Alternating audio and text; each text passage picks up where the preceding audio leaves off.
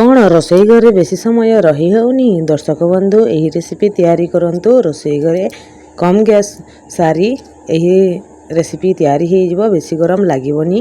तो दर्शक बंधु मैंने यही रेसिपी टी को लास्ट जाए निश्चय देखिए। भल लगे गोटे लाइक चैनल को सब्सक्राइब निश्चय करेंगे। यही गरम रे खूब कम समय खूब कम गैस खर्च करी ये रेसिपी टी चलंतु स्टार्ट करिबा। दर्शक बंधु मैंने आज रेसिपी ये देखु मु 3टी मीडियम साइज आलू को यहीपरी चोपा छड़े धोई यहीपरी काटी नहीं लंबा लंबा साइज रे। आपण यही साइज को टिके छोट रखिपारे कि बड़ रखिपारे। ये देखो 2टी मीडियम साइज प्याज को यहीपरी काटी नहीं आठी देखु नहीं मु मीडियम साइज 3टी टमाटो जोटा कि पूरा लाल लाल टमाटो नहीं। एवं आम से मसला प्रिपेयर करवा। देखो मसला मु गोटे ग्राइंडर जार नहीं से गोटे बड़ चामच सोरिष ता अध क्वांटिटी रे देवा जीरा माने अध चामच जीरा 10 रु 15 कोला रसुण।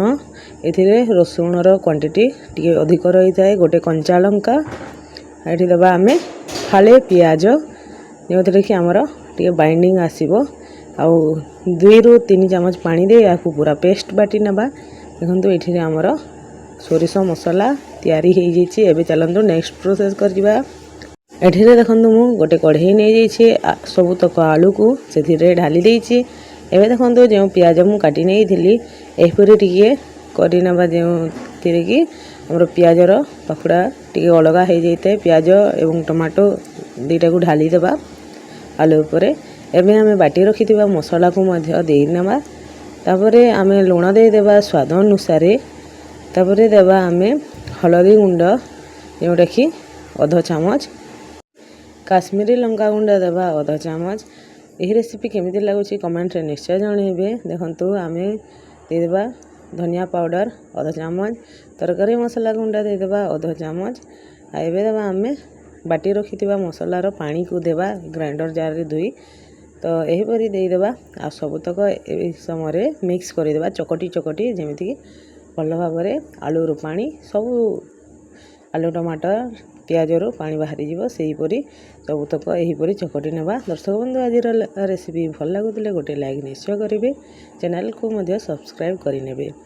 यही रेसिपी तैयारी करेंगे खूब कम गैस खर्च करी। यही खरारे आम रोसई घरे केमिति कम समय रही पारिबा सेहीपरी आज यही रेसिपी अच्छी।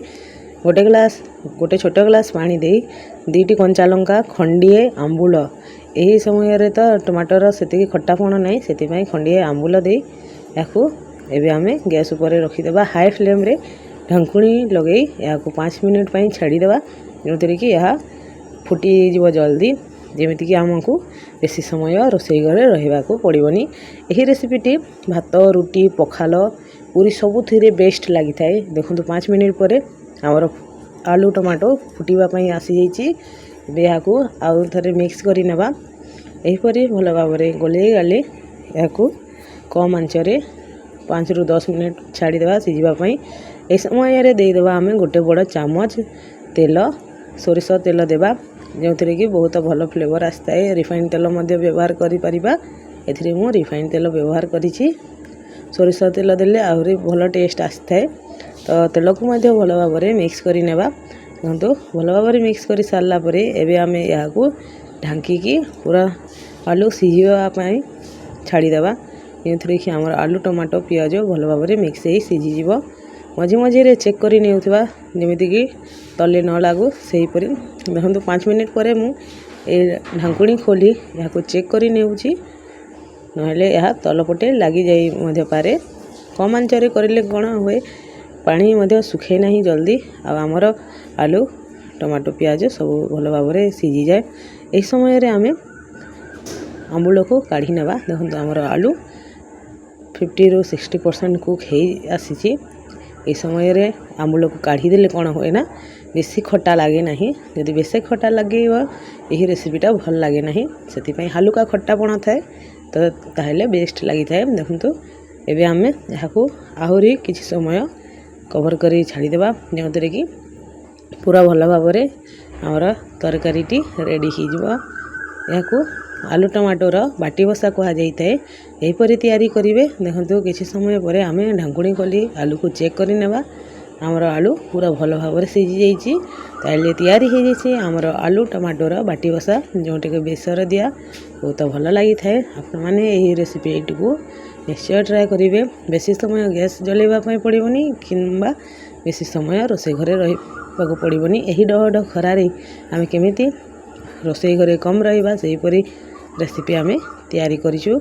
आज ये रेसिपी भल लगी गोटे लाइक निश्चय करेंगे।